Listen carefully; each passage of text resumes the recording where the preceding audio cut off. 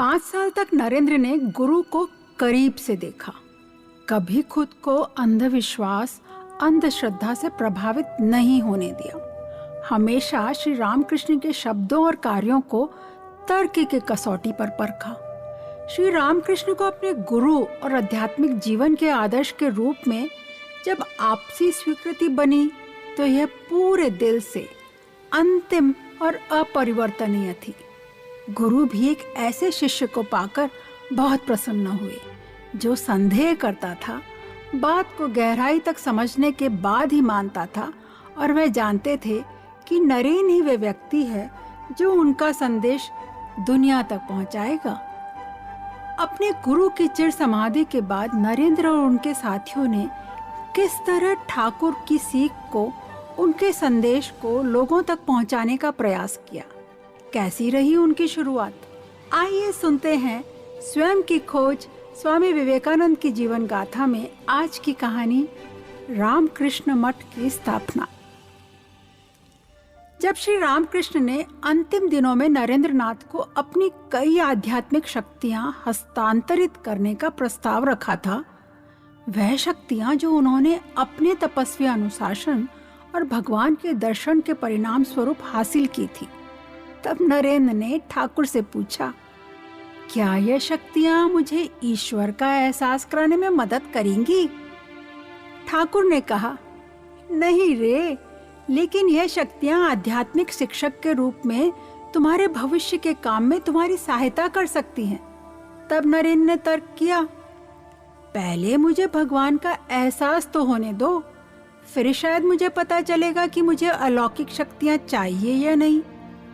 अगर मैं उन्हें अभी स्वीकार करता हूँ तो मैं भगवान को भूल सकता हूँ और स्वार्थ के लिए उनका उपयोग कर सकता हूँ, और इस तरह तो मैं दुख में पड़ सकता हूँ। श्री रामकृष्ण अपने प्रमुख शिष्य की ऐसी एकनिष्ठ भक्ति देखकर अत्यधिक प्रसन्न हुए।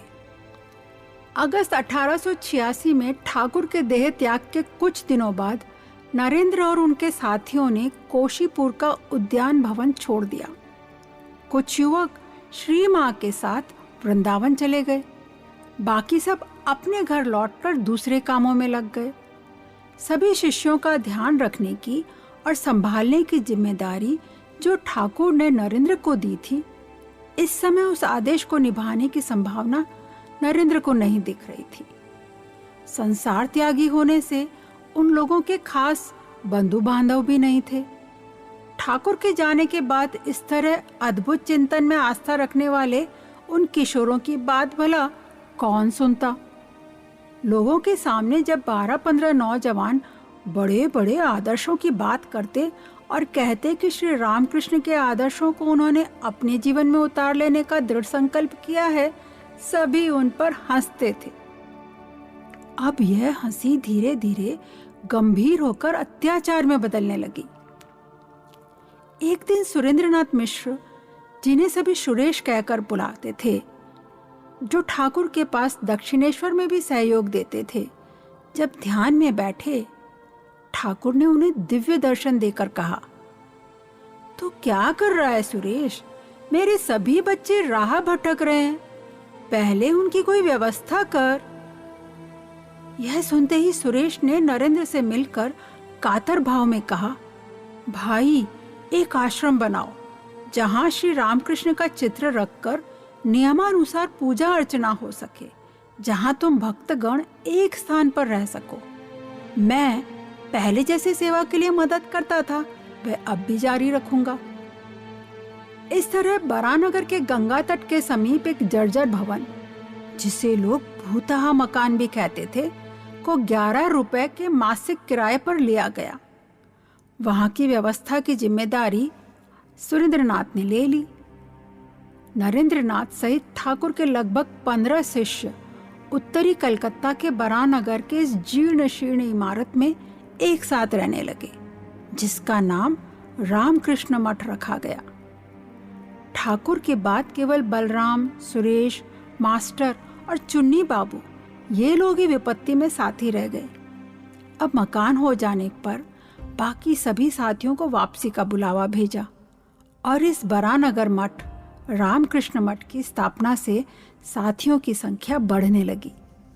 ठाकुर कहा करते थे, प्रातः और संध्या मन सत्व भाव में रहता है, उसी वक्त एकाग्र मन से ध्यान करना चाहिए।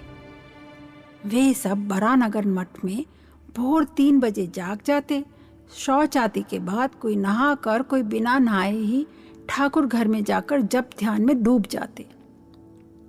उन सब के मन में वैराग्य भाव पूर्णतः जन्म ले चुका था। शशि, स्वामी रामकृष्णानंद घर के मालिक जैसे उन सब के खाने पीने का जुगाड़ करता था। ऐसे भी दिन गुजरते थे जब सुबह से लेकर संध्या 4-5 बजे तक जब ध्यान जारी रहता था। वे सब ठहरे साधु सन्यासी, मांग मूंग कर जो आता था उसी में चल जाता था।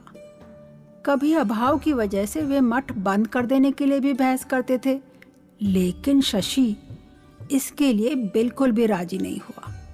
वह उन सब के बीच एक सेंट्रल फिगर था। किसी दिन भीख मांगकर चावल आता था तो केवल नमक भात पर गुजारा करना पड़ता। फिर भी किसी को कोई शिकायत नहीं। इसी तरह महीनों निकल जाते, लेकिन जप ध्यान की प्रबल धुन में वे सब गोते लगा रहे थे। इसी के साथ एक दुख भरी दुविधा और थी। पिताजी की मौत के बाद नरेंद्र के परिवार को अधिकतर दिन बिना खाए रहना पड़ता था। एकमात्र वह ही उनका भरोसा था जो सहायता देने के योग्य था। नरेंद्र के सामने उन दिनों दो दुनिया थी। एक तरफ माँ भाइयों को भूखे ना रहना पड़े उसका ध्यान रखना, और दूसरी तरफ यह विश्वास करना कि ठाकुर की भावधारा भारत और विश्व के लिए कल्याणप्रद है, इसलिए इन आदर्शों को विश्व में प्रचार के कार्य में रूपांतरित करना। हर दिन महीने यह द्वंद्व चलता रहा। कभी कभी लगातार 5-6 दिन तक वह प्रार्थना करता रहता। उफ, कैसी हृदय वेदना थी। जवान हृदय का स्वाभाविक स्नेह उसे अपने परिवार की ओर खींच रहा था। उनकी दुर्दशा नरेंद्र से सहन नहीं हो रही थी। श्री माँ, श्री रामकृष्ण की सहधर्मिणी के अलावा किसी को भी उससे सहानुभूति नहीं हुई। वे उन बालकों के आदर्श के प्रति सहानुभूति रखती थी। इन परेशानियों में भी नरेंद्र अक्सर मठ आकर वहाँ के कार्य का निरीक्षण करता। कभी दिन में युवक भक्तों के घर घर जाकर उनके साथ श्री रामकृष्ण द्वारा प्रदर्शित त्याग मूलक साधना आदि के संबंध में चर्चा करता। सब भक्तों के भीतर वैराग्य का जो बीज पहले से ही बोया हुआ था, उसे शीघ्र अंकुरित करने के लिए प्रयत्नशील रहता। श्री माँ की सहानुभूति ही उसके लिए आशा और आशीर्वाद लेकर आई। इसी बीच अपने चाचा से पैतृक घर को छुड़ाने के लिए नरेंद्र ने कानूनी कार्यवाही के अंतर्गत केस की स्वयं पैरवी की और इस प्रकार के तर्क दिए कि वे केस जीत गए, और अपनी माँ के पास गए और कहा, माँ, अपना घर अपने पास रह गया है। विरोधी पक्ष के वकील ने भी प्रभावित होकर नरेंद्र से कहा, भद्र पुरुष, तुम्हारे लिए वकालत उचित क्षेत्र रहेगा। परंतु नरेंद्र ने उनकी बात नहीं सुनी। मानव जाति को ठाकुर का उपदेश था, पहले स्वयं धार्मिक बनो और सत्य की उपलब्धि करो। जब वे अपने नौजवान सन्यासियों को विशेष उपदेश देते, उस वक्त बहुत बार स्वयं उठकर चारों तरफ नजर दौड़ा लेते थे कि कोई गृहस्थ घरबारी तो वहां नहीं है ना। जब वे निश्चिंत हो जाते, तभी ज्वलंत भाषा में त्याग तपस्या का वर्णन करते थे। तुम लोगों के लिए त्याग का समय आ पहुंचा है। ऊपर वाला चाहता है तुम लोग समस्त मानव जाति के कल्याण के लिए सर्वस्व त्याग दो।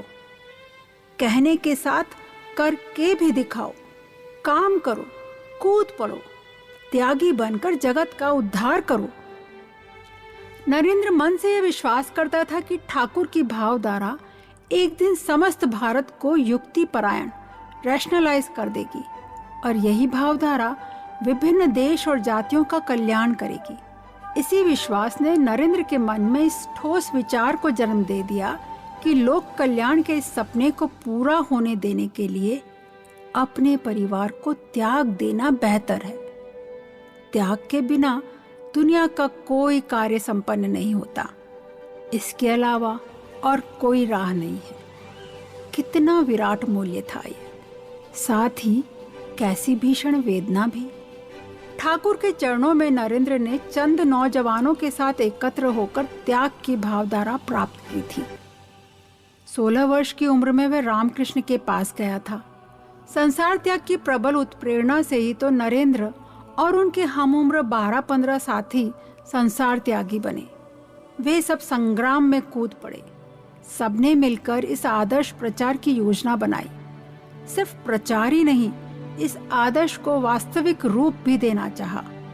इसका तात्पर्य था अपने दैनंदिन जीवन यापन के माध्यम से हिंदुओं की आध्यात्मिकता, बौद्धों की करुणा, ईसाइयों की कर्मपरायणता और इस्लाम के भ्रातृत्व भाव को जागृत करना।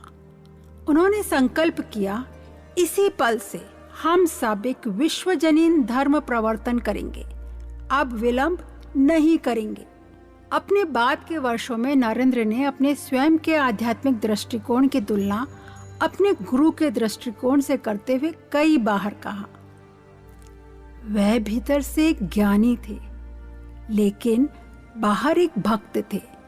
लेकिन मैं अंदर एक भक्त हूं और बाहर ज्ञानी।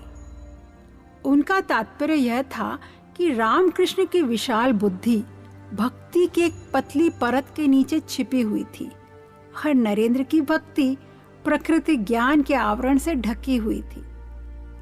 विधाता की इच्छा से मुझे जिनके संगलाप का सुयोग मिला, वे एक तरफ घोर द्वैतवादी, जिसमें जीव जगत तथा ब्रह्म को परस्पर भिन्न भिन्न माना जाता है, ड्यूअलिस्ट थे। दूसरी तरफ उतने ही एकनिष्ठ अद्वैतवादी भी थे।